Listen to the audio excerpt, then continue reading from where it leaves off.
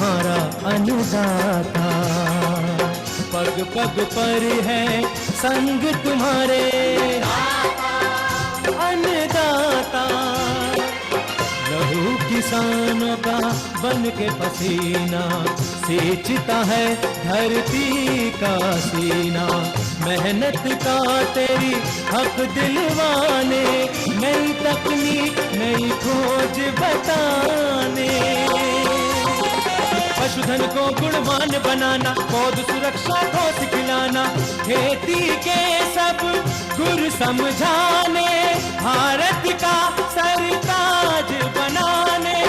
आठों पहर है संग तुम्हारे अन्नदाता, अन्नदाता। नमस्कार, मैं हूं आपके साथ कात्यायनी चतुर्वेदी। आप सभी दर्शकों का अन्नदाता कार्यक्रम में बहुत स्वागत करती हूं। हर रोज की तरह हम फिर हाजिर हैं लेकर खास कार्यक्रम और खेती बाड़ी से जुड़ी हुई बहुत सारी लाभकारी जानकारियां। तो चलिए सबसे पहले देखते हैं क्या है विशेष आपके लिए आज के कार्यक्रम में। अच्छा बाजार भाव हेतु मक्का फसल की कटाई मड़ाई पर जानकारी, अधिक उत्पादन हेतु वैज्ञानिक तरीके से परवल की पौध रोपाई, गिनिया फाउल पक्षी के आवास एवं आहार प्रबंधन पर जानकारी,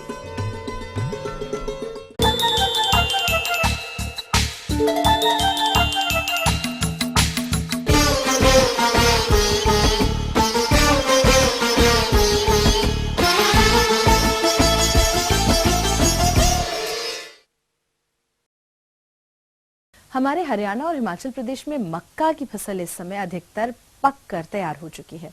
तो जो भी किसान भाई इसकी कटाई और मड़ाई करने का कार्य कर रहे हैं, उसमें लगे हुए हैं, उन्हें कटाई करते समय कौन कौन सी सावधानियां बरतनी चाहिए जिससे उन्हें अपनी फसल का अच्छा बाजार भाव मिल सके, इस बारे में विस्तार से जानकारी दे रहे हैं चंबा के एक प्रगतिशील किसान भविष्य कुमार।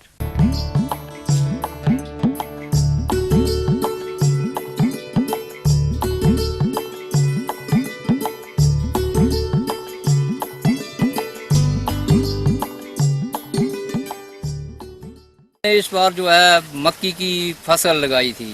मक्की तो वैसे मैं काफ़ी दिनों से हमारे बाप दादाओं के टाइम से लगाई जा रही है। मैंने जो है अपने 5 बीघा ज़मीन में जो है मक्की की खेती की थी और इसमें जो मैंने बीज बोया वो कंचन क्वालिटी का गोल्ड नाम का एक बीज था, जो मैंने लाइनों में उसकी सोइंग की और उससे मुझे ये हुआ कि मेरी मक्की में मुझे काम करने में कोई दिक्कत नहीं आई, खाद पानी डालने में मुझे कोई परेशानी नहीं हुई, मैं आराम से उसमें काम किया। किसान भाइयों, जब मैंने मक्की लगाई वैज्ञानिक विधि द्वारा तो मुझे उससे काफ़ी फ़ायदा हुआ। जैसे कि लाइन में सोइंग करना, उससे हमें कई फ़ायदे हैं। जैसे कि हम लाइन में जब खेतों में काम करने जाएंगे तो हमें आसानी होगी और जब हवा हुआ आएगी तब भी हमारी मक्की नीचे नहीं गिरेगी। इससे हमारे पशुओं के लिए जो चारा होगा वो भी अच्छा होगा और फसल भी हमारी अच्छी होगी। तो इस बार मैंने जो है लाइन द्वारा सोइंग की। किसान भाई, ये फसल जो है 60-65 दिन की होती है और मैंने इसकी खेती जो है जून महीने में स्टार्ट की थी। जून महीने में इसकी बिजाई की थी और जुलाई अगस्त सितंबर में इसके जो सिट्टे लगे हुए हैं उसके साथ वो पक जाते हैं, तो ये समझ लो कि कटाई के लिए तैयार है। तो मैंने भी उसी तरह से इसकी कटाई की। कटाई के लिए मैं ये जो है दराटी बोलते हैं हम इसको, दराटी का इस्तेमाल करके और इसके एक एक टहनी को पकड़ के 15-15-20 का एक गट्ठा बनाया जाता है। गट्ठा बनाने से हमें ये फ़ायदा होता है कि इसमें जो मक्खियाँ हमने बाहर निकालनी है उसमें हमें आसानी रहती है और उसको एक बंडल को मक्खियाँ निकालने के बाद वो बांध कर अलग से रख देते हैं, जिससे कि हमारे पशुओं के लिए सर्दियों में चारे के काम आ जाता है।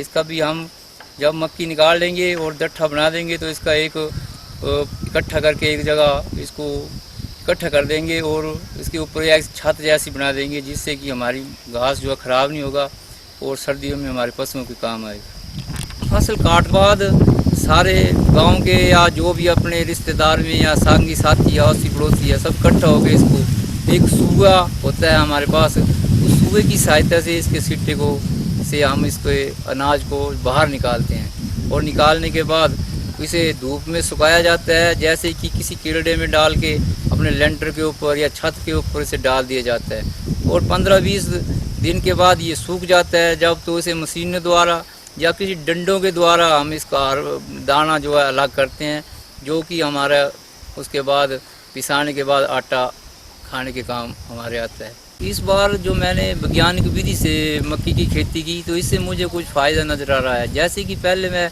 5 बीघा में यही 10-15 क्विंटल तक मक्की निकाल पाता था, लेकिन इस बार जब मैंने वैज्ञानिक विधि से ये खेती की, लाइनों में खेती की, तो इससे मुझे ये महसूस हो रहा है कि मैं जो है 15-20 से बढ़कर 20-25 क्विंटल तक जो मक्की मेरी निकल जाएगी। और जैसे मैं 15-20 हज़ार 30 हज़ार रुपये तक पहुंचता था, इस बार में 50-60 हज़ार रुपये तक, यानी कि डबल मुनाफा होने की संभावना है। मेरा किसान भाइयों से यही निवेदन है कि वो भी जो खेती करे तो नए वैज्ञानिक तरीके से खेती करे, जिससे कि उन्हें काफ़ी फ़ायदा हो सकता है।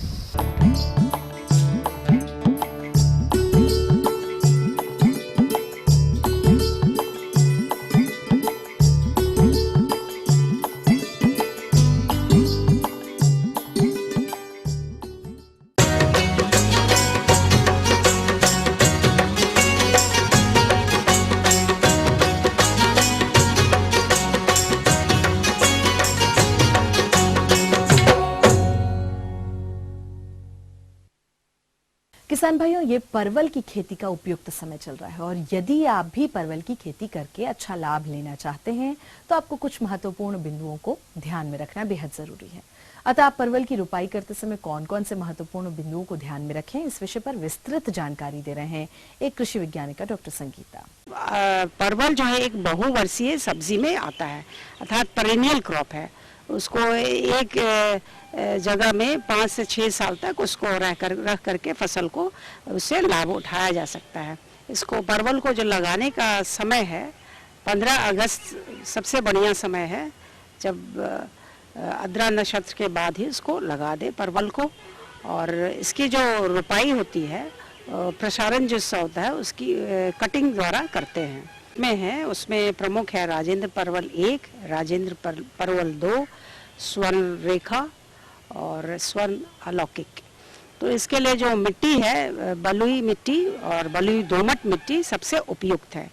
जो नदियों की जलोढ़ मिट्टी है वो काफ़ी उपयुक्त होती है। और यह भी ध्यान दें कि वहाँ जल का निकास अवश्य होना चाहिए। जब किसान भाई जब खेत की तैयारी करते हैं तो खेत की तैयारी करते समय एक जुताई मई-जून में कर दे, उसके बाद बरसात के शुरुआत में ही 2 जुताई करके उसमें खाद वगैरह मिलाना पड़ता है। तो 20 से 25 टन प्रति हेक्टेयर सड़ी हुई गोबर की खाद खेत तैयार करते समय मिलाए। और जब फाइनली खेत जब आपका तैयार होगा तो उसमें तत्व के रूप में 100 केजी 60 और 60 केजी NPK को खेत में अच्छी तरह से मिलाना पड़ता है। तो जहाँ तक नाइट्रोजन की बात हुई, उस 20 किलो जो नाइट्रोजन है नाइट्रोजन उसको शुरुआत में मिलाते हैं, बाकी 3 बराबर हिस्सों में उसको बांट करके उपवेशन के रूप में जड़ों के इर्द गिर्द में दिया जाता है। जड़ से अर्थात 6 सेंटीमीटर छोड़ करके उसको दिया जाता है। अब बात आई उसको खेत में लगाने का समय, तो उसके लिए हम गड्ढे बना लेते हैं। जो गड्ढे की जो है 30 सेंटीमीटर गुना 30 सेंटीमीटर गुना 30 सेंटीमीटर लंबाई, चौड़ाई और गहराई के रूप में गड्ढे बना लिए। और लगाते समय प्रति गड्ढा में 2 से 3 केजी सड़ी हुई गोबर की खाद, 1 किलो नीम की खल्ली, अगर नीम की खल्ली उपलब्ध ना हो तो 5 किलो जो है उसमें 5 ग्राम फ्यूराडेन डाल दे, ताकि जो उसमें जमीन से जो कीटाणु है जमीन में वो खत्म हो जाए। उसके बाद ही उसकी पौधे की रोपाई कर दे। जो आप गड्ढे तैयार किए हुए हैं ऊंचा करके उसी में उसको लगा दे। लगाने का जो समय है 15 अगस्त के बाद, जैसा मैंने बताया। और दियारा क्षेत्र में अक्टूबर-नवंबर में इसको लगाते हैं, जब बरसात का पानी खत्म हो जाता है तभी उसमें लगा दिया जाता है। और किसान भाई यह ध्यान दें कि जब भी परवल का फूल जो है, दोनों नर और मादा किस्में अलग अलग पौधे पर आते हैं, तो कम से कम 10% जो है नर फूल का होना आवश्यक है। तो और इसके बाद इसमें नर की जो पहचान है वो फूल लंबा और खड़ा होता है, और मादा फूल जो होता है हल्का सफ़ेद रोएदार और थोड़ा फुला हुआ होता है, इससे उसकी पहचान होती है। इससे इसके प्रसारण के लिए लगभग जो हमने बताया दूरी 2 मीटर बाय 2 मीटर पौधे से पौधे की दूरी तथा कतार की कतार से दूरी होना चाहिए, और प्रति हेक्टेयर 2400 लत्तर की आवश्यकता होती है। और लत्तर का जो अमूमन जो साइज होता है 60 से 75 सेंटीमीटर लंबाई उसकी होती है, और उसको निश्चित समय रोपाई के तुरंत बाद उसकी सिंचाई करते रहें। चूँकि बलुई मिट्टी में होती है तो शुरुआत में तो उसको कई दिनों तक सिंचाई की ज़रूरत पड़ती है। गर्म के महीने में 5 से 7 दिनों के अंतराल पर परवल की सिंचाई करते रहें, और यह ध्यान दें कि परवल जो है उसमें फलन फूलन की अवस्था में नमी बनी रहे और अधिक पानी नहीं जमने पाए, नहीं तो परवल की लतरें जो हैं सूखने लगेंगी। और किसान भाई जो मचान के ऊपर लगाना चाहते हैं, मचान बना करके परवल की खेती करना चाहते हैं, उसके लिए जो दूरी है 1.5 मीटर गुना 1.5 मीटर है, और इसमें जो है 4000 तकरीबन आपकी लत्तर लगेंगी, कतरन जिसको कहते हैं। और किसान भाई इसमें निकौनी की भी आवश्यकता पड़ती है, तो फूल आने से पहले आप 5 से 7 निकौनी कर दें, नहीं तो कोई खरपतवार नाशक जैसे स्टॉम्प हुआ 3 kg 1000 लीटर पानी में मिला करके रोपाई के बाद, लत्तर की रोपाई के बाद इसके ऊपर छिड़काव कर सकते हैं। 2 दिन के बाद छिड़काव किया जा सकता है। तो ये थी कुछ उपयोगी जानकारियां। आप रुकते हैं यहाँ पर एक बहुत छोटे से ब्रेक के लिए, जल्द लौटेंगे और कार्यक्रम में आगे हैं महत्वपूर्ण जानकारियां, तो बने रहिए हमारे साथ।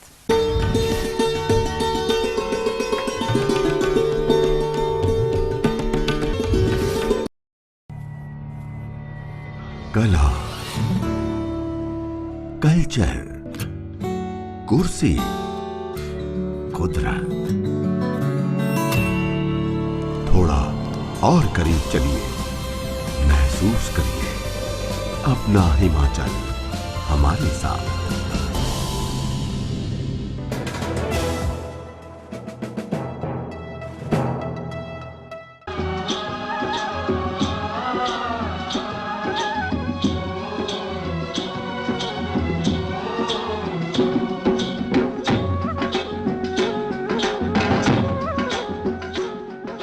ब्रेक के बाद आप सभी का एक बार फिर से बहुत स्वागत है अन्नदाता कार्यक्रम में। बढ़ते हैं अपनी अगली प्रस्तुति की ओर।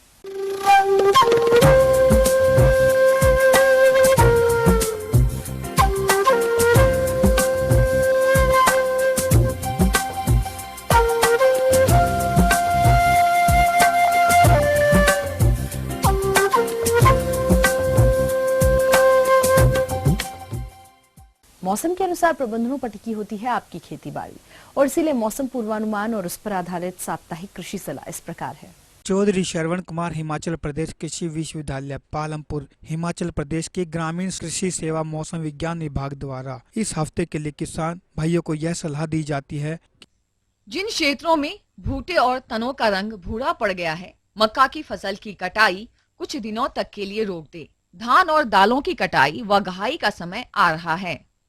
धान की अच्छी पैदावार के लिए खेतों में पानी इकट्ठा करें, मेड़ों से खरपतवारों और घासों को निकाल दें। धान में पत्ता लपेटक कीट का अधिक प्रकोप होने पर फसल में 150 मिलीलीटर क्लोरोपाइरीफॉस 20 EC प्रति 60 लीटर पानी प्रति बीघा के क्षेत्र के हिसाब से छिड़काव करें। धान की फसल में इन दिनों काले रंग के छोटे छोटे कीट के आने की संभावना होती है, जिसके उपचार हेतु 1 मिलीमीटर मेटासीड 50 EC प्रति लीटर पानी में घोलकर छिड़कें। घासनियों में जहां कटाई लेते हैं वहां फूल आने से पहले घास काटें और सुखाएं। मध्य पर्वतीय बरसीम व शफलत की बिजाई करने की सलाह दी जाती है। अगर खेत में पहली बार बिजाई की जा रही है तो राइजोबियम कल्चर से टीकाकरण करें। बारसीम व शफलत की चाइनीज सरसों की खेती करना लाभदायक है। घासनियों एवं खेतों के नजदीक लंटाना की झाड़ियों को काट कर छिड़काव कर दें। प्रदेश के निचले व मध्य पर्वतीय क्षेत्रों में फूलगोभी की पछेती तैयार होने वाली प्रजाति की पनीरी व रुपाई की सलाह दी जाती है। मटर की अगेती बिजाई भी कर सकते हैं।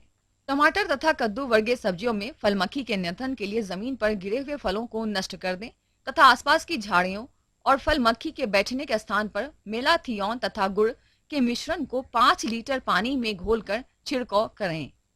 प्रदेश के निचले क्षेत्रों में जड़दार सब्जियों जैसे मूली, शलगम, गाजर की बिजाई करें।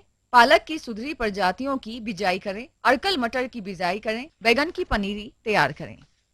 सर्दियों में फूलों की पनीरी लगाने का समय है। कंदे फूलों जैसे गलेडियोलस व रजनीगंधा के कंदों का लगाने का उचित समय है। गुलाब और गुलदौदी में तेले से बचाव हेतु मेटासिस्टाकस 0.05% का छिड़काव करें।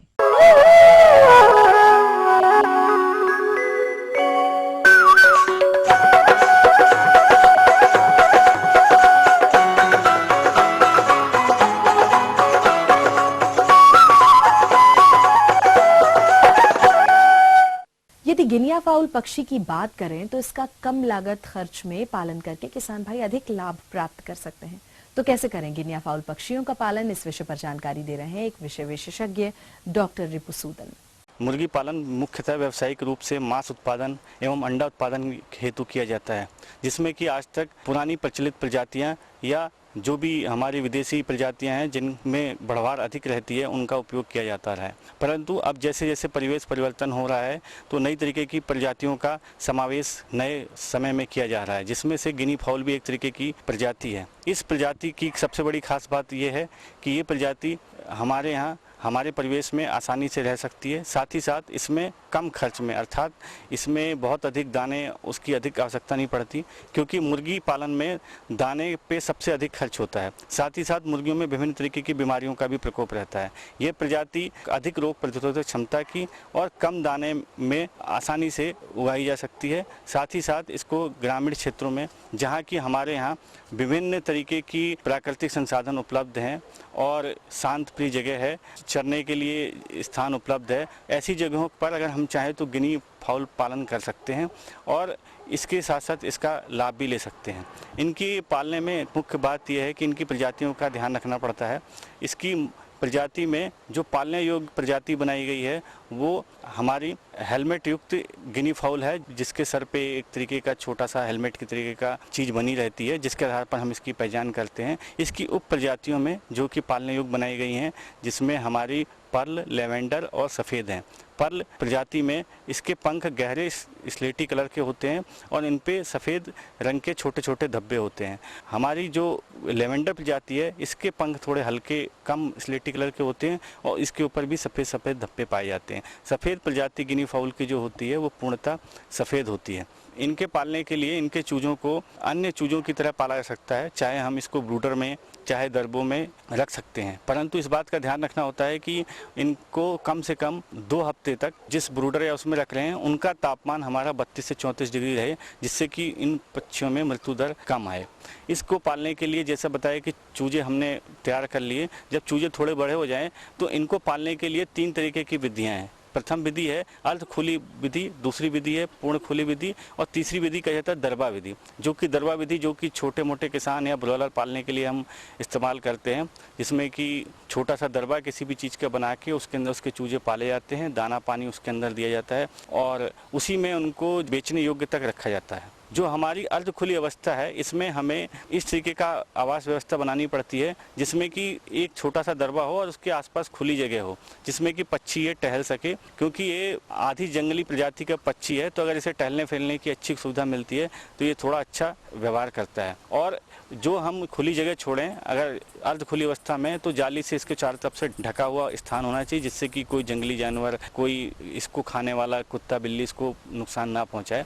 इस विधि में हमें ये फ़ायदा रहता है कि वो मुर्गी हमारे आसपास ही रहती है और कम स्थान में इसको रख सकते हैं। लेकिन क्योंकि हम पर्वतीय क्षेत्रों में प्राकृतिक संपदा की कमी नहीं है, साथ ही साथ यहाँ पे स्थान भी पर्याप्त मात्रा में उपलब्ध है, तो इसे अन्य भेड़ बकरियों की तरह इसे चराई अवस्था में भी रखा जा सकता है, जिसे कि हम खुली अवस्था बोलते हैं। अर्थात कि अगर हम इसे खुले रूप से चराने के लिए झुंडों में ले जा सकते हैं, और ये प्रायः देखा गया है कि 500 से 600 पक्षी को चराने के लिए 1 एकड़ अगर ज़मीन हो तो वो पर्याप्त रहती है। और चराने के लिए जब हम अपनी फसलें काट लें तो उसके उपरांत इन पक्षियों को हम उस क्षेत्र में चरा सकते हैं। तो ये क्या करते हैं, जो हमारे फसलों के जो गिरे दाने हैं जो कि अब इस्तेमाल में नहीं आ सकते थे उनको खाते हैं, साथ ही साथ जो खरपतवार हैं उनको खाते हैं, और कीड़े मकोड़े हमारे जूं किल्ली इन सब का भी भक्षण ये करते हैं। तो एक तरीके से कह सकता है कि वातावरण में को अच्छा रखने के लिए भी सहयोग करते हैं।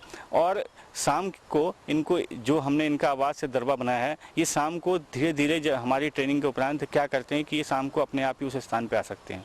इसके साथ साथ क्योंकि इसमें रोग प्रतिरोधक क्षमता अधिक है और ये जैसे एक रानीखेत बीमारी है जिसमें कि बहुत अधिक मुर्गियां मरती हैं, लेकिन इसकी सहनशीलता उसके प्रति अच्छी पाई गई है। इसके उपरांत इसका खाना पानी अगर हम चाहें तो केवल हम अपने घरेलू घर के पिछवाड़े के अनुसार जो भी उपलब्ध हो, बचा खुचा अनाज, घर का जूठन फूटन खिला के ही पाल सकते हैं। और अगर हम इसको व्यावसायिक रूप से करना चाहते हैं कि सही समय से इसका मांस मिल जाए, तो हमें इसको उसके आहार को शुरुआत में जैसे स्टार्ट से 4 सप्ताह तक का आहार, उसमें इस बात का ध्यान रखना होता है कि उसमें जो प्रोटीन की मात्रा अच्छी होनी चाहिए, यानी कि 25 से 28% तक का प्रोटीन उसमें हम देते हैं, जिससे कि वो 1 महीने में अच्छी बढ़वार पैदा कर ले।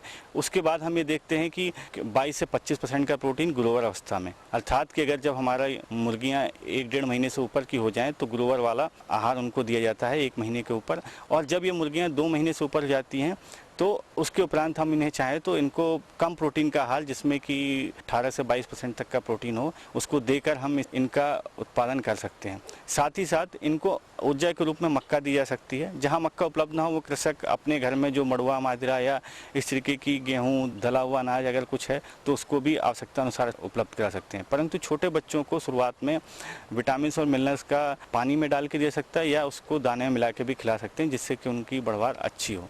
इसके उपरांत देखा गया है कि ये 2.5 से 3 महीने के उपरांत ये 1 किलो के हो जाते हैं और मार्केट में बेचने योग्य हो जाते हैं। इनके मांस का रंग अन्य मांसों की तुलना में अधिक गाढ़ा और थोड़ा लाल होता है, जिससे कि लोग इस मांस को अधिक पसंद करते हैं। इसका फ्लेवर भी अन्य मांसों की तुलना में अच्छा होता है। अगर हम देखें कि अपने स्वास्थ्य की दृष्टि से एक खास बात यह है कि इसके मांस में कोलेस्ट्रॉल और साथ ही साथ नमक की मात्रा कम होती है, तो जिन लोगों को हृदय की दिक्कत है उनके लिए भी ये एक अच्छा तरीके का लाभकारी सिद्ध होता है। आगे और भी बहुत कुछ रोचक जानकारियां हैं, लेकिन यहाँ पर एक छोटे से ब्रेक के लिए रुकेंगे, जल्द होंगे हाजिर।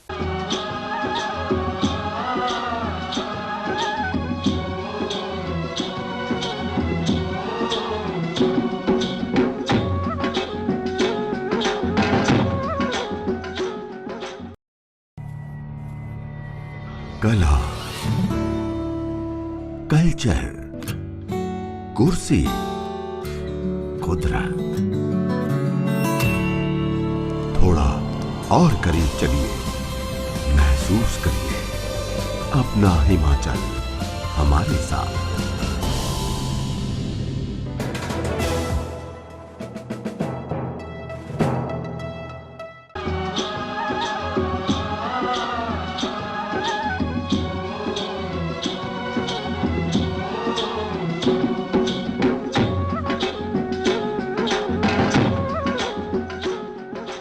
ब्रेक के बाद आप सभी दर्शकों का एक बार फिर से बहुत स्वागत है और चलिए अब रुख करते हैं अपनी अगली कड़ी की ओर।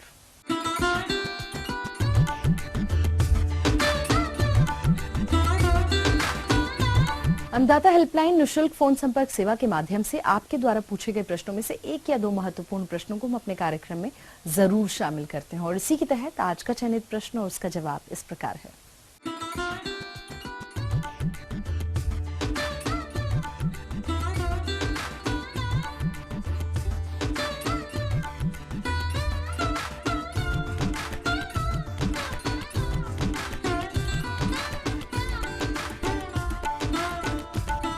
अमरूद कीट नियंत्रण के बारे में जानकारी देने जा रही हूँ, जिससे हमारा उत्पादन 30 से 40% तक घट जाता है। अगर हम कीट नियंत्रण की समस्या का निवारण कर लेंगे तो हमारे यहाँ पे किसानों को अमरूद की अच्छी फसल प्राप्त होगी। तो इसमें एक जो है वो आती है फल मक्खी। फल मक्खी को हम सोन मक्खी के नाम से भी जानते हैं। इसको सबसे पहले हम इस प्रकार देख सकते हैं कि जब हम अमरूद का फल देखें, अगर साइड से वो दबा हुआ और कत्थई ब्राउन कलर का हमें दिखाई देता है और हल्का पिचका हुआ दिखाई देता है, तो उसमें हमारा फल मक्खी का प्रकोप आ गया है। फल मक्खी जब फूल आने की अवस्था होती है, उस समय पे फल मक्खी हमारी जो फूलों की अवस्था होती है उसमें अंडे देना प्रारंभ कर देती है। जब फूल से फल बनता है तो धीरे धीरे फल मक्खी के लार्वा उस फल में अंदर चले जाते हैं और चलने के कारण धीरे धीरे पूरे फल को अंदर ही अंदर सड़ा करके नष्ट कर देती हैं। जब फल पक करके तैयार होता है तो उसमें लार्वा, प्यूपा और अंडे उसमें उपस्थित रहते हैं। तो फल मक्खी के प्रकोप के लिए जिन शाखाओं के फलों में फल मक्खी का प्रकोप हो गया है उन्हें तोड़ करके नष्ट कर दें। जो फल मक्खी है, फल मक्खी को रोकने के लिए एक प्रपंच बनाया गया है जिसे हम नर प्रपंच कहते हैं। नर प्रपंच एक ऐसा प्रपंच है जो फल मक्खी को रोकने के लिए बहुत ही लाभकारी सिद्ध हुआ है और उससे क्या होगा, जो हमारे नर कीट हैं वो उसकी ओर आकर्षित होंगे और इकट्ठे होने के बाद हम नरों को मार करके नष्ट कर दें। इस प्रकार फल मक्खी से हम आसानी से बचाव कर सकते हैं। इसके बाद दूसरी भयंकर समस्या आती है हमारी मिलीबग की समस्या। मिलीबग धीरे धीरे भयंकर रूप ले रही है। इसमें मिलीबग जो होती है वो काले रंग की और सफेद रंग की प्राय होती है और ये गुच्छों के रूप में जिस प्रकार मखमल बिछी हुई हो इस प्रकार पत्तियों पर इकट्ठी बैठी हुई दिखाई देती है और बैठी हुई दिखाई देने के साथ साथ ये धीरे धीरे रस चूस चूस करके पौधे को और पत्तियों को सुखाना प्रारंभ कर देती है। जब ये रस चूसना प्रारंभ करती है तो उससे हमारा पौधा धीरे धीरे सूखने लगता है। इसके बचाव के लिए सबसे पहले हमें एक एल्काथिन बैंड आता है 400 गेज का, उसको हम अगर तने पे चढ़ा देंगे उससे क्या होगा, जो भी हमारा इंसेक्ट होगा वो तने पर नहीं चढ़ पाएगा। एल्काथिन बैंड के माध्यम से भी इसे रोका जा सकता है। इसके अलावा जिस टहनी या जिस पेड़ में इसका प्रकोप अत्यधिक बढ़ा हुआ है मिलीबग का, उसको हम काट के नष्ट कर सकते हैं या डाइक्लोरोवास दवाई आती है 0.05 के हिसाब से 2 ml दवाई प्रति लीटर घोल बना करके भी इसमें हम स्प्रे कर सकते हैं। इस प्रकार मिलीबग की समस्या से भी हम मुक्ति पा सकते हैं। तीसरी समस्या आती है जो हमारी छाल खाने वाली इल्ली या तना खाने वाली इल्ली होती है। जो इल्ली है वो पेड़ों में जाकर के और जो छाल होती है हमारी उसमें अंडे देना प्रारंभ कर देती है और धीरे धीरे वो दिन के समय सुसुप्त अवस्था में रहती है और रात्रि के समय वह सक्रिय हो जाती है और धीरे धीरे वो तने को खाना शुरू कर देती है। जब हम तने को पास से जाकर गौर से देखेंगे तो तने में हमारे छोटे छोटे छिद्र दिखाई देंगे जिसे हम तना भेदक या तना छेदक इल्ली के रूप में भी जानते हैं।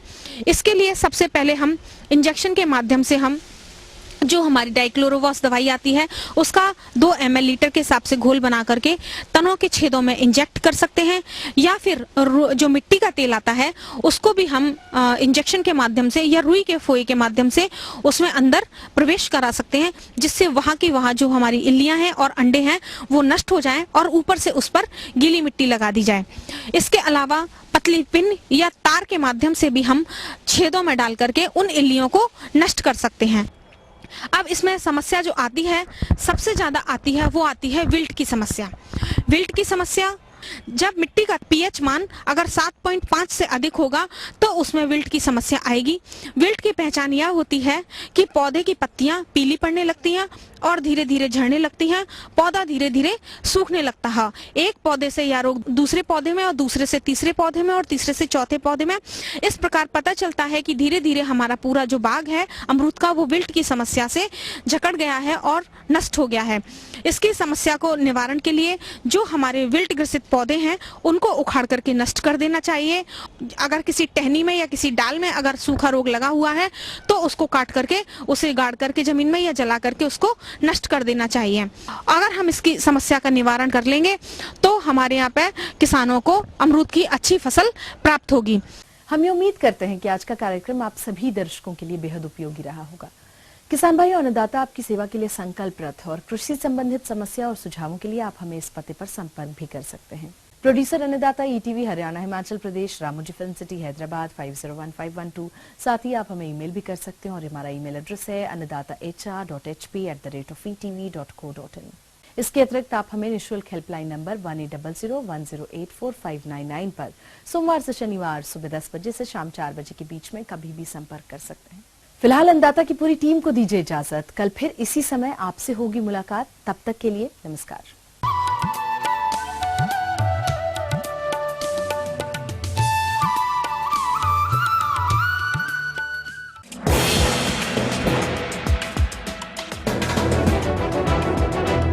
आप देख रहे हैं ईटीवी न्यूज हरियाणा हिमाचल प्रदेश, खबर ही जीवन है।